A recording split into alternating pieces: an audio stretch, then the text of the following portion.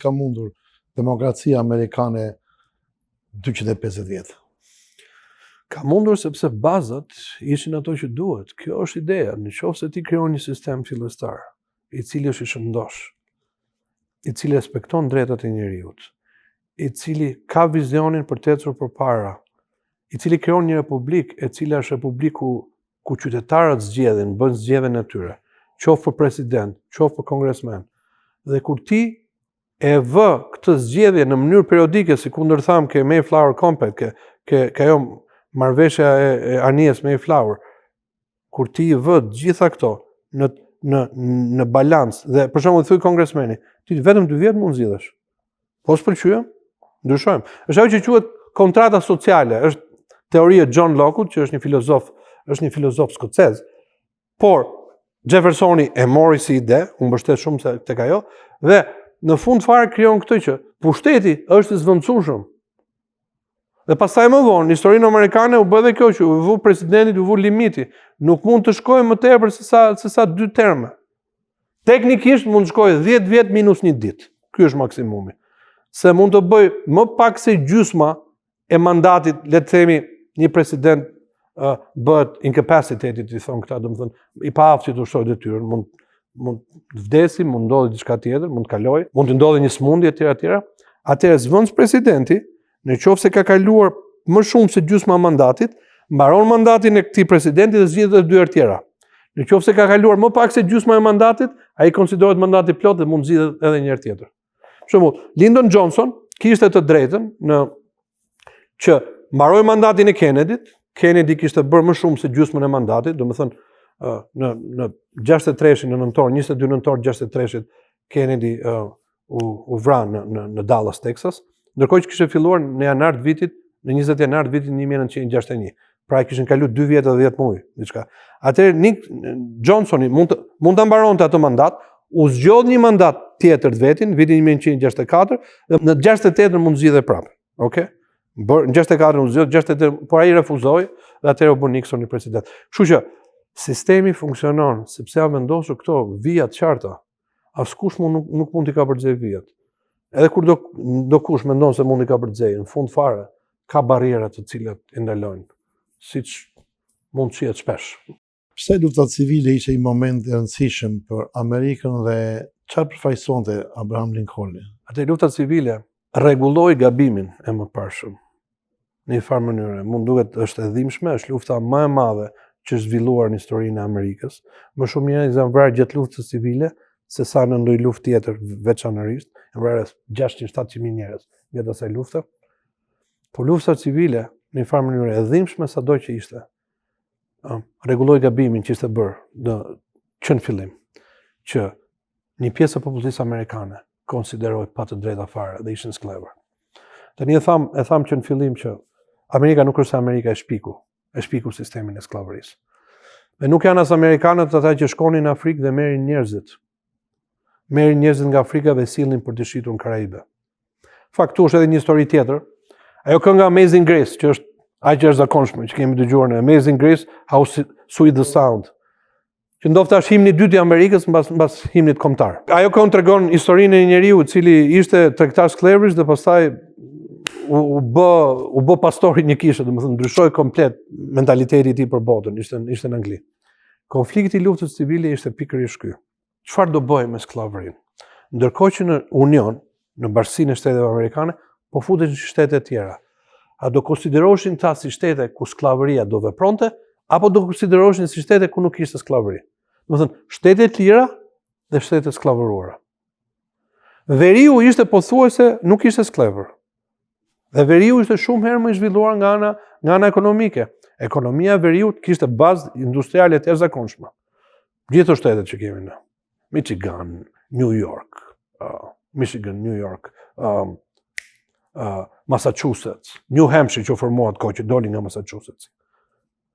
Jugu kishte ekonomi agrare, bujqësore, dhe kryesisht ekonomia e jugut mbahej në këto plantacione të mëdha, në cilat këta planters, këta sklavpronarë të mëdhenj, si mund të quajmë, se tillë ishin, kishin plantacione pambuku, kishin plantacione edhe duhani kryesisht në atë kohë. Edhe orizi në fillim, po pastaj orizi u zhduk si kulturë, kështu që Ideja ishte, ndërkohë që po futesh në shtete tjera, po futesh Kansasi, Missouri, si do pranoj Missouri? Do pranoj si shtet i lirë apo si shtet me sklever? Se tani, folëm fillim për 13 kolonit, po Amerika filloi të zgjerojë duke shkuar në perëndim. Ndodhi ajo që quhet, në vitin 1803 ka ndodhur ajo që quhet blerja e Louisianës, Louisiana Purchase, i cili e dyfishoi numrin, u blen 15 milion hektar. Ja bleu Amerika, Jeffersoni ja bleu Napoleoni, ja bleu Francës, shkoi 1804-3, edhe kjo ndodhi, dhe po ta shikojmë, i bie që u ble me një çmim $1 për 1 ekër. 1 ekër është 10 hektarit. Llogaritë se çfarë. U dyfishua popullsia, u dyfishua territoria e Amerikës me çmim se Napoleoni thosh nuk kanë më duan mua indianët në Amerikë. Sa kombësi të fuqishme kanë qenë këtu në Amerikë nga Evropa që ishin tavolinë ose benin diellën janë më të tillë? Kryesisht anglezët janë ata që kanë qenë më të fuqishme, pastaj gjermanët, dytut.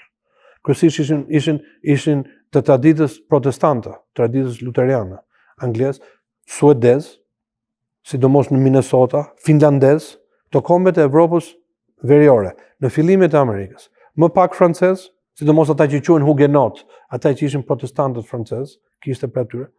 Po kishte edhe shtete katolike, Marylandi për shembull shtet katolik. Është krijuar nga Lord Baltimore. So, kishte një përzierje të gjitha mënyrave, ke parasysh, nuk ishte vetëm një, por kombet e Evropës lindore, ata zinin peshën kryesore. Pastaj, nga fillimi, fundi shekullit të 19 dhe fillimi shekullit 20, atëherë filluan vinin kombësit e kombeve lindore. Filluan vinin fillimisht nga vitin 1840-50 irlandezët, shumica, 7 milion irlandezë këtu, 3 milion e gjysmë në Irlandë, 2 herë më tepër. Pse filluan vinin kombe tilla si italian, shumë, grek, shqiptar mes tyre, në atëherë kemi atë ardhin e parë, këto kombet e tjera të Evropës lindore, ndërmjet cilave polakët, shumica madhe, çek, domethënë fillimisht Evropa perëndimore, pastaj Evropa lindore. Por kombi i cili kishte peshën më të madhe, formimi e këtij shteti absolutisht kombi anglez. Nuk ka si lloj dyshimi. Edhe ata njerëz që formuan ishin anglez. Tani kthehemi ke lufta, si do pranoheshin këto shtete? Do pranoheshin të lira, meqense territori po hape. Blerja e madhe që bëri. Po krijoheshin shtete tjera, Texasi. Atëherë u bën një dy marrëveshje, një ishte i lirë, një ishte me sklever. Po kjo nuk mund të vazhdonte dhe kjo kryesisht u pa në Kansas, shtetin e Kansasit, kur ndodhen, filluan që të bëshin përleshje, po digjet Kansasi thoshin, Kansas Burning. Atëherë më në fund fare u krijua kjo parti, u krijua një parti e re e cila ishte kundër skllavërisë. Në fakt Michigani duhet të jetë krenar sepse konventa themeluese e Partisë Republikane është mbajtur në këtë shtet, është mbajtur në qytetin Jackson të Michiganit në 6 korrik të vitit 1854. Kështu që Michigani ka një rol të jashtëzakonshëm në formimin e kësaj partie, e cila e ndryshoi strukturën e këtij vendi. Dhe kryetari i parë, lideri i asaj dhe kandidati i parë për president ishte Abraham Lincoln. E di që ke qef Abraham Lincoln. Abraham Lincoln është një nga, nuk kam midhuj, po është një nga njerëzit që unë, domethënë, për sa i përket shtetë formimin, është një nga i cili mund të mësosh zakonisht. Abraham Lincoln dhe Ronald Reagan dhe Teddy Roosevelt do thosha unë që janë ata të cilët presidentët më dashur për mua. Pasi lloj dyshimi. Janë vite dritë larg. Edhe demokratët kanë pas president mirë, nuk mund të thuhet që nuk kanë pasur. Por rruga e tyre ka filluar, Kennedy mund të thuhet që ishte president i mirë, pavarësisht problemeve të mëdha personale që kishte. Jashtëzakonshme, po atëherë nuk ishte kaq problem në atë kohë.